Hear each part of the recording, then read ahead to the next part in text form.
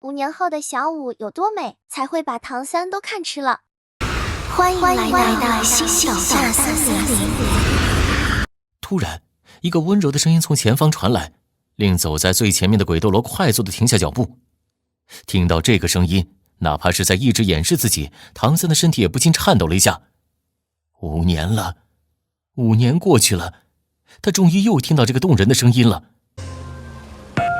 你们不是找了我很久吗？现在找到了，为什么又不敢过来？温柔的声音再次响起来，在那声音之中，那份恬静令武魂殿众高手都有一种怪异感。菊斗罗向鬼斗罗点了下头，两人率先向前迈进着。好不容易找到目标了，就算前方真的有陷阱，他们也必须要踩进去了。错过这次机会，又不知道什么时候才能找到这只狡猾的兔子。穿过一片茂密森林，前方视线豁然开朗，来自武魂殿的每一个人瞳孔几乎瞬间收缩，因为呈现在他们面前的是一幅无法用言语来形容的美丽的画面。阳光普照，令所有的一切都在水面的反射下变得晶莹剔透。在这幅动人画面的一侧，一个极其高大的身影静静地蹲在那儿，那是如同一座山岳般的存在，全身黝黑的毛发在微弱的阳光照耀下闪烁着淡淡的光彩。尽管他是四肢着地，但是肩膀的高度也绝对超过7米，如果直立而起，恐怕高度会在15米开外。外表看去，这是一只又像猿猴又像黑猩猩的存在。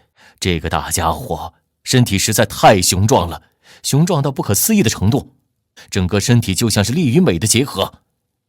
如果他是阳刚的代表，那么在他肩头上出现的却是一个柔美到极致的身影。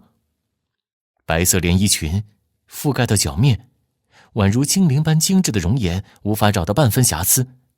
扩散开来的黑发一直从背后垂到那头巨猿的肩头，如果从后面看，就像是覆盖上他身体的黑色瀑布一般。